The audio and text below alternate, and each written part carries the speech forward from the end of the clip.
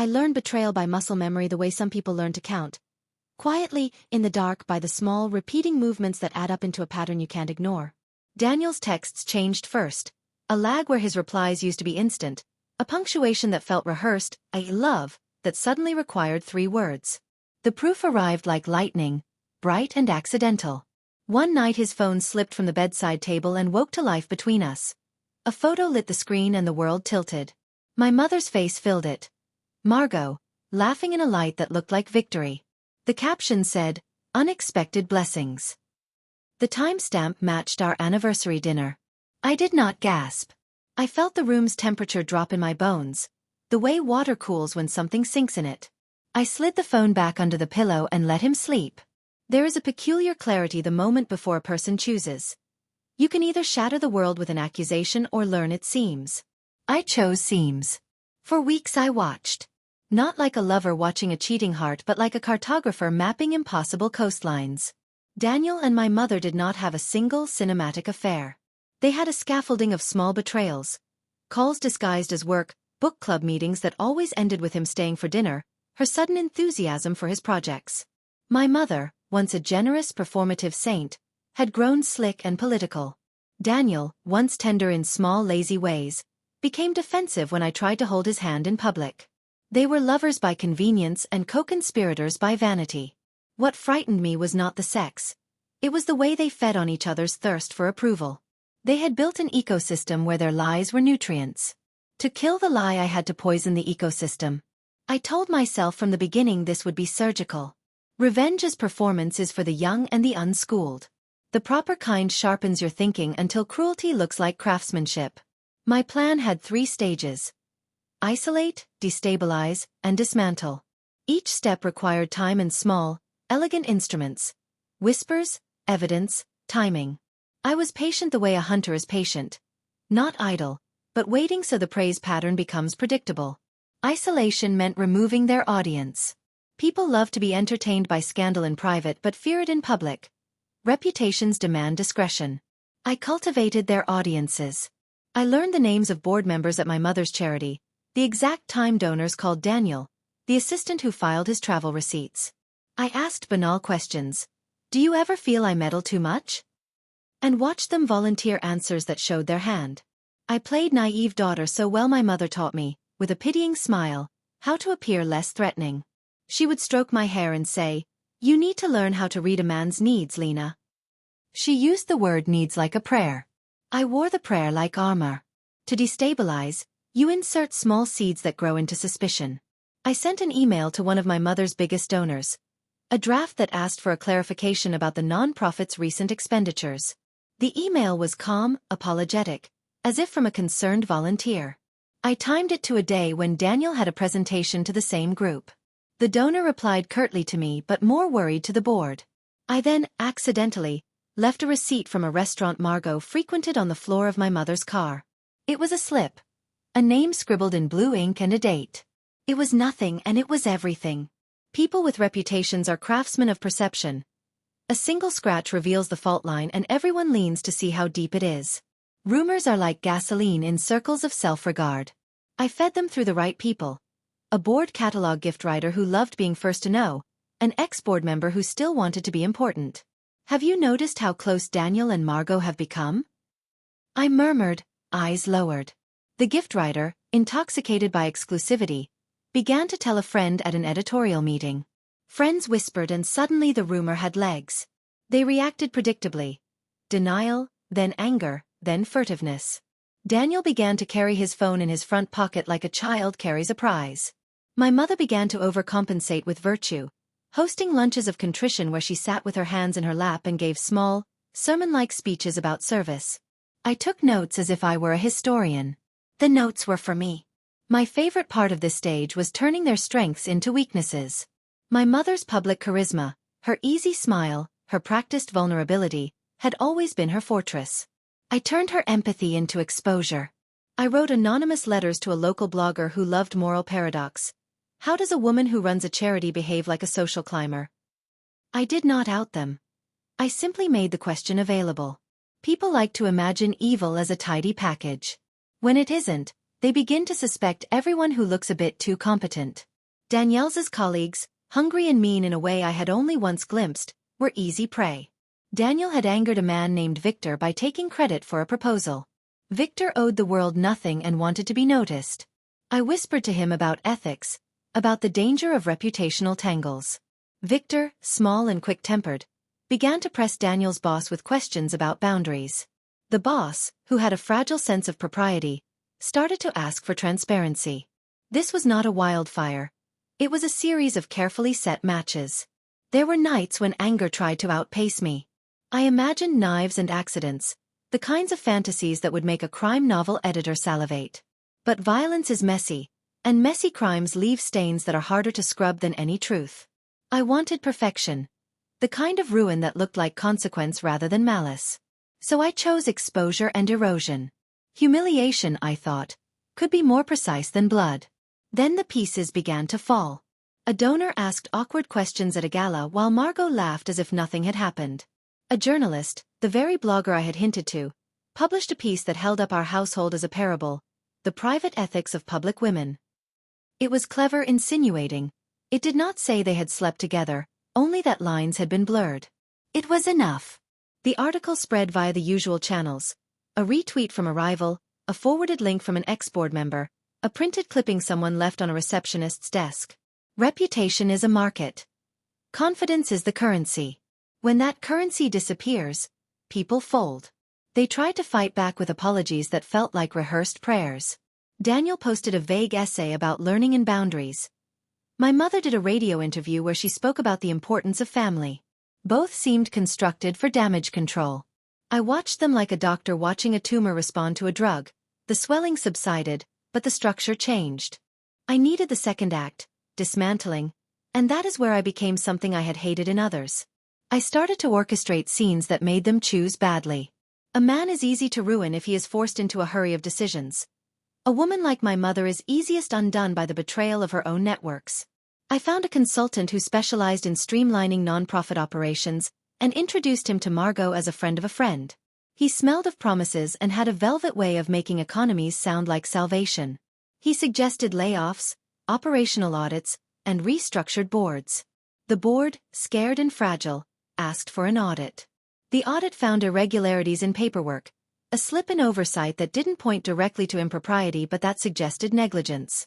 Negligence eats trust faster than any scandal. Daniel lost traction at work. Clients who had been casual friends started to distance themselves, saying the usual things: "We're reviewing our partnerships." The last straw was a mistimed presentation where a key sponsor walked out mid-speech after a leaked memo suggested conflicts of interest. Daniel tried to pivot, to reframe the narrative as a misunderstanding, but professional life is a ladder of trust. Once a heavy weight slips off, the rungs wobble. But the most terrible and most private instruments I used were psychological. I learned how to make someone doubt themselves until they started to perform their doubts publicly. I placed tiny, anonymous notes in Margot's mailbox. Phrases that would trigger memories of vulnerability, lines about loneliness after loss, signed with the initial of her late husband. She read these in trembling hands and began to confide in friends, to speak of grief and temptation in ways that required explanation. The community, hungry for coherence, supplied it. She became, in the public eye, both sinner and saint, guilty enough to be discussed, ambiguous enough to be dissected. One night, after they had argued in low voices and the house smelled like burnt toast, they came to me, both of them, as if we were actors converging backstage. My mother's face was white and small. Daniel's jaw was tight. He avoided my eyes. "Lena," my mother said, voice thin, "we're both sorry." The plea was a performance that asked for absolution. She wanted me to be the daughter who forgave. Daniel wanted me to be the woman who would forget. I refused. Not with a theatrical speech but with a look that was deliberate and cold. "You wanted a choice," I said. "You made yours." In that moment, the soft daughter I had been collapsed. Something else slid into place. A self that measured consequences and placed them like chess pieces. Their confusion was delicious. They had expected maternal weakness, a tear, a conversation that would restore equilibrium. Instead they met an arithmetic mind.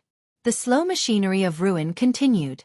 A former employee of my mother's charity leaked financial inconsistencies I had encouraged him to look at. A disgruntled intern of Daniel's spoke publicly about boundaries at the office. These were not smash-and-burn acts. They were fractures that widened until walking on that ground made your knees give. I began to watch them with an anthropologist's interest, cataloging how people fall when led to believe no one will help them. The cruelest part of my work was not in what I did but in what it revealed. How many people were willing to stand aside until demand for virtue became spectacle? Friends left messages that started with, "I'm so sorry," and ended with, "I hope you understand." I learned the fine gradations of social departure. Months rolled like a slow tide. My mother lost a major donor. Her board asked for her resignation. Daniel declined a promotion and took a job in a smaller firm across the country. An exile disguised as career change. He sent me an email that was long and full of reasoning and regret. I read it once and then deleted it. It was not sorrow I wanted. It was consequence. And then I did something final, surgical and personal. I filed for legal independence in a way that cut off the last power she had over my life. The administrative and financial strings by which my mother had always named me. She had paid my tuition, signed on leases, been the architect of my life's frictionless path. By reclaiming my legal autonomy, I made a public statement that she no longer owned me. The papers were small and bureaucratic, signatures and stamps, but they were anathema to her kind of control. When the clerk stamped the final page, I felt a small, pure joy that tasted like iron and wax. She phoned, voice hoarse, and begged. I told her nothing. Victory, when it arrives after such patient erasures, is not cinematic. There were no triumphant speeches, no dramatic confessions. There were, instead, quiet things, a return of a friend who had gone silent and now called, an errand done without her permission, a night's sleep that did not end in checking messages. I rebuilt my life in small, ordinary ways. I took a job that required hard work and no approval. I learned to cook with recipes that had nothing to do with judgment. I bought a plant and kept it alive. These are the small reassemblies that restorative myths forget. But I would be dishonest if I said I remained unaltered. The revenge had been a scalpel that reshaped more than I had intended. There is a particular hardness that settles into your muscles after you have learned to plan cruelty with the same patience you once applied to kindness. I found myself reading people like books and enjoying the anticipation of their small collapses. I caught myself thinking of dialogue as leverage and tenderness as an instrument. The monster, quietly, had teeth. One afternoon, months later, I saw Daniel on a train platform. He was thinner, his hair not quite the same. The light had made him look tired in a new way. We exchanged polite, clipped sentences. He said, "I hope you find peace, Lena." I looked at him, and for a moment the old pity flickered.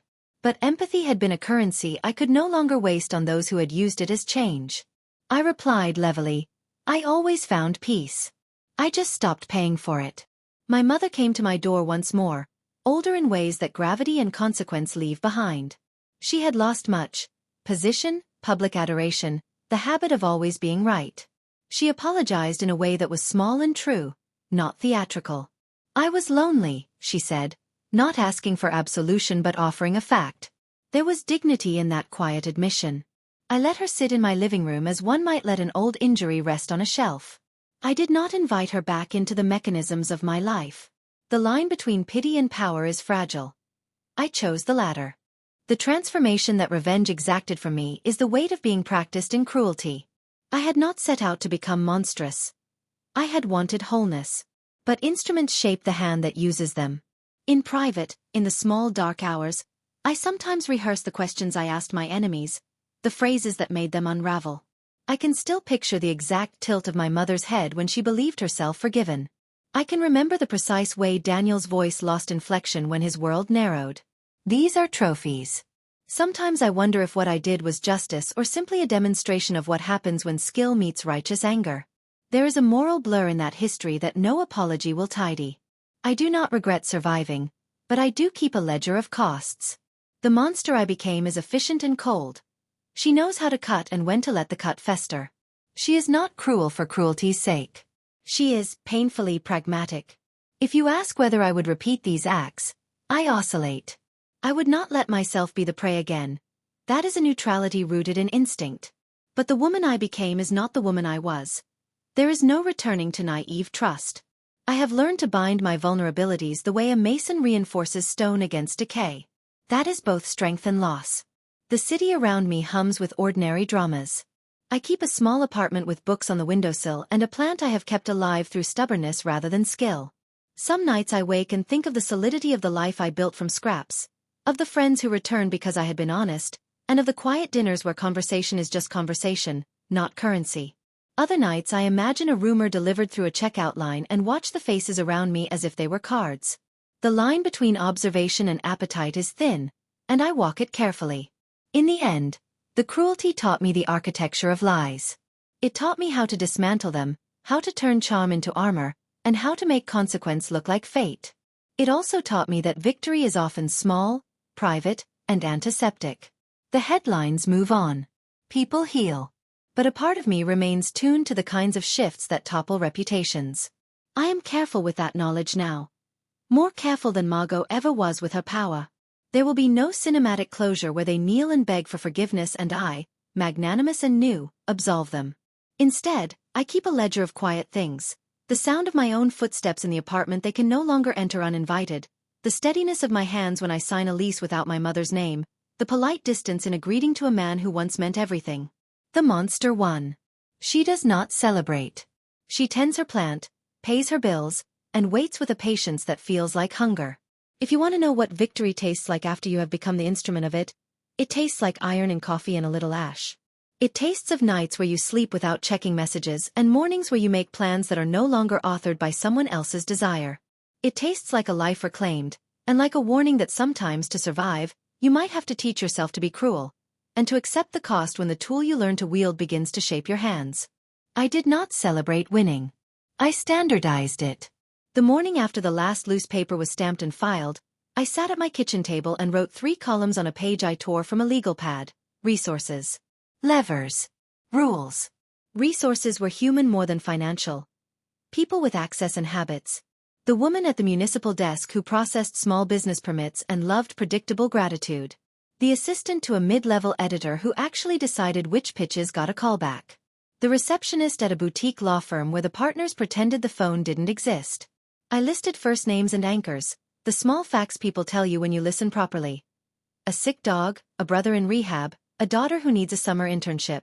I added the coffee shop barista who knows which reporters write their drafts in the corner, and the IT tech at a co-working space who sees which buzzwords are merely passwords to a bad idea. Levers were boring. Timing, order, framing. If you interrupt the right meeting with the right piece of information, 2 people who would have politely disagreed will begin to suspect each other. If you phrase a truth as a risk, you get a response from people who ignore ethics but fear liability. If you offer help when no one else sees a problem yet, you become necessary. I wrote rules last. No crimes. No threats. No secrets I couldn't defend as concern. Leave room for people to think that helping me helps them. Give gifts before I ask for anything. Write everything as if a judge might read it in 5 years. Then I started. I needed a laboratory that looked nothing like vengeance. I found it in a cramped mediation clinic that handled small neighbor disputes, unpaid invoices, family fissures that didn't belong in court. The clinic was always understaffed and over-responsible. I offered time. I said the words, pro bono, the way a person says, I'm available.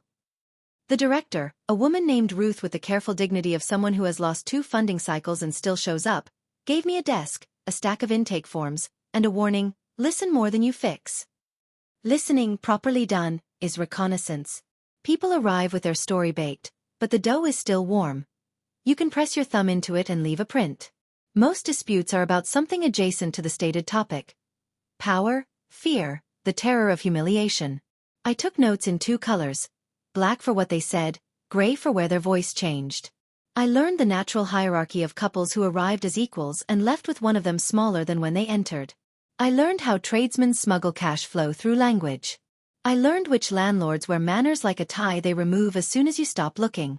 The clinic gave me a reputation for calm. Calm is an anesthetic. It makes people open their throats without realizing they're confessing to the structure of their lives. It wasn't long before the first test arrived. A local arts foundation was warring with one of its resident artists. The contract was ambiguous. The board was impatient. The artist had a small, loud following online. On paper it was a matter of deliverables. In practice it was tone. The way the executive director answered emails at midnight. The way the artist sent invoices in all caps. I met them in a room that smelled like whiteboard markers and floral hand sanitizer. I asked them to tell me about the first day they were excited about the project. They softened in predictable places and stiffened in the right ones. I suggested a sequence of compromises that sounded like fairness but advantaged the foundation's calendar and the artist's narrative. At the end, both thanked me for being balanced. Balance, I learned, was what people call it when you arrange their priorities in an order they can live with. 2 weeks later, a board member from the foundation asked if I would take a look at their donor engagement plan. I said I would for free. The plan was a spreadsheet with adjectives. I removed the adjectives and added dates. They asked what I wanted in return. I asked for nothing. When they insisted, I asked for introductions, if anything comes up where I could help. It is difficult to overstate how grateful people are when you make them feel competent with their own work. The introductions came, as introductions do, not as favors but as invitations to a dinner, an email with a gentle "Meet Lena, she's smart." The dinners mattered less than the seating. I learned where to sit, between the person who believes they control the room and the person who actually does. I let them talk through me. I asked for specifics and then silence. By dessert, people were repeating my phrases as if they had thought them. Power, in the version I chose, was a ledger of gratitude and a calendar of reminders. I sent handwritten thank yous and small precise gifts. A book someone mentioned wanting, a phone charger left, accidentally, in exactly the model a journalist had complained about losing. I built a small world of people who, when asked about me, said, "She's useful," with a softness most reserved for "she's kind." Daniel reappeared, indirectly, in a procurement list. The city was considering proposals for a transit kiosk redesign. His new firm's name was on the vendor sheet. I did not rage. I called a woman I had met at the clinic who, between disputes about fences and noise abatement, had mentioned that her husband worked in municipal risk assessment. I asked nothing. I asked how she was, whether her granddaughter liked the chess set I'd sent. I asked permission to forward her a note about vendor communications consistency. The note was neutral, almost boring, pointing out that one firm's past timeline claims didn't match publicly available schedules. "Could be nothing," I wrote, and it was almost true. She thanked me. 2 weeks later the vendor list was updated. The firm remained, but the kiosk contract was split into phases with stricter milestones. A small, bureaucratic change is a scalpel. It cuts without blood and leaves a clean scar. Margot, meanwhile, tried to re-enter the public through a side door. An editor at a lifestyle magazine pitched her a resilience profile, and she accepted with the graceless greed of someone used to rescue boats. The assistant who actually fielded pitches, a woman named Callie with a quiet stammer and immaculate inboxes, told me over coffee that she dreaded it. "It will be good for clicks," the editor had said, "and she's iconic." Callie liked me because when we first met I had noticed the way she ordered sugar, tapping the packet to settle it, then tore it at the exact corner so it wouldn't spill. I did not sabotage the piece. Sabotage is loud. I suggested the angle shift, not resilience, but governance. I sent Callie 2 public documents, the audit summary and the nonprofit's updated bylaws, with 3 questions a conscientious outlet could not ignore. "Might be good context," I wrote. The editor pivoted to a panel discussion instead of a profile. On stage, Margot's charm couldn't fill the long, technical answers. She looked professional. The audience clapped politely. The absence of glamour is a kind of exile. At the clinic, I began to train volunteers. Teaching ossifies knowledge. It makes what you can do into what you are. I taught them how to track where a story changes shape. I taught them to watch wrists for the fidget that means someone is editing as they speak. I taught them to ask, "What would make this fair enough to end today?" A question that breaks stalemates by shrinking the battlefield. One volunteer, a nervous law student named Mira, attached herself to me. She wanted scripts. I gave her rules. Don't argue with the first version of anything. Name the non-negotiables twice to make sure they are real. Never say, "I understand." Say, "I hear you." She wrote my rules on cards and carried them in her palm like prayers. The more useful I became, the more requests arrived with disguised desperation. A restaurateur asked if I could talk to a neighbor about noise complaints. A PTA chair emailed about personality management. A startup founder whose detox tea tasted like sugared grass wanted to avoid a lawsuit from an influencer who had broken out in hives. I refused the tea and accepted the conversation.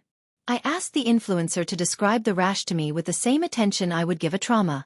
I asked the founder to tell me the last time she'd slept through the night.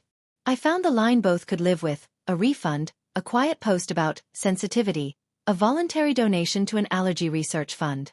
The founder wired me a fee, unasked. I sent half of it to the clinic. I kept the rest, then bought a coat I had no business affording. Power feels better when your wrist is warm. I learned to invest rather than collect. I introduced a supplier to a baker I trusted because both needed someone who paid on time. I connected a tired school principal to a grant writer who could perform miracles with bullet points. Every introduction was a thread. I kept a map. I built a small invisible web that held when I tugged. There were costs. A friend I might have loved for his softness stopped inviting me to dinner because I had declined 3 times with precise excuses that felt like submissions to a docket. A man I could have slept beside for a year asked me, after drinks, "Are you ever not calculating?" He said it gently, like a joke. I pretended to laugh. Cold domination is mostly administration. Spreadsheets, calendar invites, the deliberate non-use of an exclamation mark. But there were scenes, too, and I remember them because they turned the dial. Victor, the colleague Daniel had once humiliated, invited me to a bar that smelled like old books and lemon oil. He thought he had information I wanted. He always did. "Your boy's firm is sniffing around the transit bid," he said, looking pleased. "Word is their front-loading fees." "Word is a strange source," I said. He leaned in. "You could bury him. Finish it." I could have. I could have sent one more memo, found one more inconsistency, tilted one more meeting. Instead I watched Victor's mouth shape the words and realized the pleasure here was not mine. He wanted to help me hurt someone he hated. I was in danger of becoming an instrument in other people's music. I paid the check. "No," I said. He blinked. "No. Not this way," I said. "Not for you." After that I tightened my rules. No revenge that wasn't mine. No actions solely to satisfy a spectator. Margot tried again. She submitted a proposal to join a national consortium of non-profit consultants. It would have given her travel, a new vocabulary, a clean set of colleagues. She listed her achievements and her hard-won wisdom. I did not oppose it. I wrote a letter of context to the selection committee chair, who I knew because her sister had brought a dog bite case to the clinic and I had helped settle it in 2 phone calls. The letter was careful. It named the audit, the resignation, the steps taken since. It did not recommend. It informed. Margot was not rejected. She was placed on hold pending review. The consortium would not risk her. She would not be humiliated. She would be paused. Pause is my favorite form of denial. It wastes time, not dignity. The only time I broke my own rule about distance was with a neighbor, a widower named Anton who forgot his rent on the 3rd of each month and remembered it on the 6th with pastries. He repaired shoes and watched documentaries about birds. When the landlord tried to double his rent under the guise of market alignment, Anton sat in my kitchen, hands folded, ashamed. "It's business," he said, as if apologizing for the inevitability of a weather system. I asked him for his lease and read it cover to cover. There was a clause about rent increases that the landlord had misapplied. I wrote a letter with 2 citations and offered 3 payment alternatives that saved the landlord's face. I CC'd a city housing email no one likes seeing in their inbox. The landlord accepted an increase that was legal and survivable, with a note dripping false magnanimity. Anton cried, small and quiet, and I felt something inside me register the ache of usefulness. It is a dangerous feeling. It makes you think you can fix anything if you only learn enough. A junior reporter, young enough to still conflate courage with publication speed, called me one night with a held breath. "Off the record?" she asked, and then told me a bigger story. A developer had misreported community benefits. The city pretended not to notice. She needed documents and didn't know which ones mattered. I didn't give her anything illegal. I told her where to look in the public record, which keywords in the meeting minutes hide decisions, which consultants' names are the smoke above the fire. She filed a piece that made the right people embarrassed and the wrong people careful. She thanked me with coffee and then with silence. Later, when a different editor tried to resurrect Margot as a redemption arc, that same reporter killed the pitch in the meeting with a shrug and 3 steady facts. Information is a seed. You plant it and it grows in surprising places. Daniel eventually returned to the city for a week of meetings no one admitted were auditions. He texted me once, a neutral line about returning a book he had just found. I let it sit unread. I told myself this was discipline. It was also a way to avoid noticing the shape my chest made around his name. If he had really wanted to hand me the book, he would have left it at the clinic with a note. He kept it. I kept the distance. Margot phoned late one Sunday. I answered because I was balancing my ledger and needed to know which column she belonged in. Her voice had the soft cotton of someone who has been careful all day and is tired of it. I'm trying to start something smaller, she said. No boards. Just direct work. I know you have skills. The compliment was a rope. I could feel the pull of it, the old desire to be instrumental to someone who never learned to say thank you without a moral attached. What are the terms? I asked. What do you mean? She said, genuinely confused. If I helped, I said steady, what would be mine? What would be yours? What would be off limits? She exhaled, flustered. Why are you making this transactional? Because it always was, I said. We called it love. Silence crackled between us. It could have become a reconciliation if I had offered her an easy way out, if I had turned the moment into a lesson she could pass. Instead I let the silence become definition. Take care, Lena, she said finally, and I pictured her sitting with her back straight because slouching would be a kind of surrender. I will, I said and meant it as an answer. Work thickened. People began to recommend me as if I were a service. I set up a small consultancy with a name that sounded like a cloud. Simple, vague, reassuring. I kept my prices low enough to remain accessible and high enough that people listened. I wrote agreement letters that looked like shared promises. I insisted on a clause that said we could stop at any time for any reason. It kept me honest. A school district superintendent asked if I could help negotiate a cluster of parent grievances about a curriculum change. The meetings lasted 8 evenings and tasted like cold coffee and restraint. I reframed a conversation about removing tradition into one about adding capacity, and watched 3 angry fathers discover the pleasure of hearing themselves sound reasonable. I wrote a memo afterward that was 90% logistics and 10% language. The superintendent cried when she read it. I pretended not to see. Mira, the law student, made a mistake. Small, but dangerous. She promised an outcome to a couple halfway through a session. The promise, unsurprisingly, was the outcome the louder partner wanted. I pulled her aside and told her to apologize with the grammar of accountability. I put you both in a position that was unfair to you, I instructed. We need to reset. She recited the sentence, stumbled once, recovered, and on the way out whispered, How do you carry all of this without hardening? I don't, I said. I harden. I check if it cracks what shouldn't. On a cold morning in late autumn, a small piece of consequence arrived unbidden. A board member from Margot's old charity sent me a brief email, for your information, with an attachment. It was the final settlement from the audit, tidy and dull, noting no fraud, only poor governance, recommending trainings and a 2-year external review. It was, in other words, the closest thing to public absolution she would get. I read it twice and felt nothing but an exacting approval. This was the correct outcome. Not exoneration. Not execution. A society repairing itself by insisting on procedure. I forwarded the document to Margot with a 1-line note. Thought you should see. I did not sign it with love. She replied 3 days later with a simple, thank you. No flourish. We were learning a new language. The last time I saw Daniel, it was by accident at a daytime gala where donors wore denim to look generous.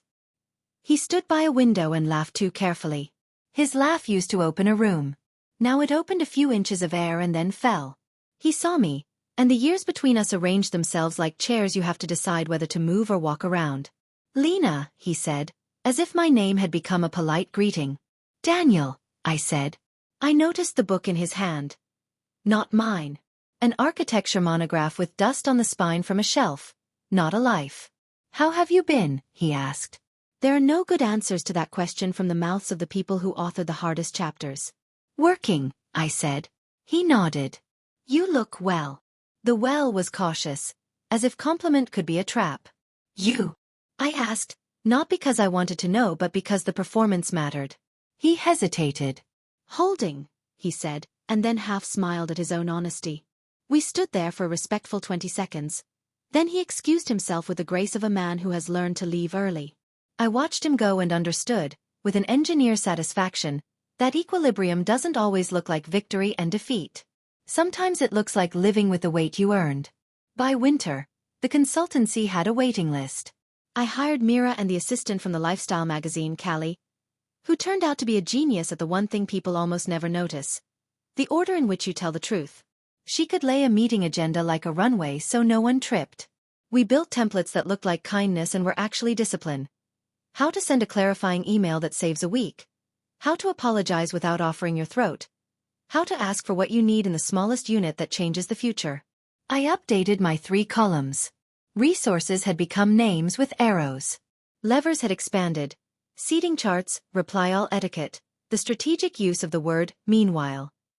Rules stayed the same, with one addition I wrote slowly, feeling each letter. Never confuse being necessary with being loved.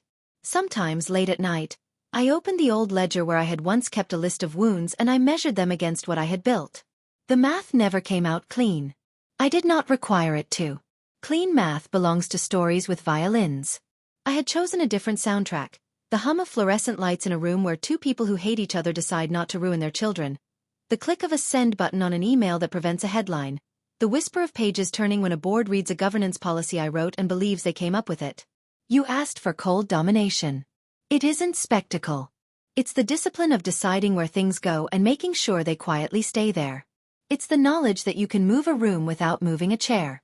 It is choosing not to be merciful because mercy used to mean erasing yourself to make someone else comfortable. Some nights I met the mirror and examined my face for the mother I refused to become. The resemblance was there, of course, in the set of my mouth when I was tired. The difference was in the rules.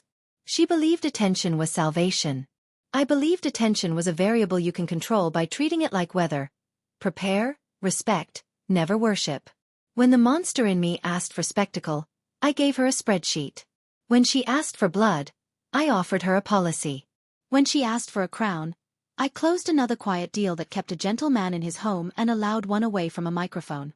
And in the mornings, I made coffee that tasted like waking, watered the plant I had kept alive longer than any expectation, and sent a message to Mira. Today's rule: make the smallest change that alters the end.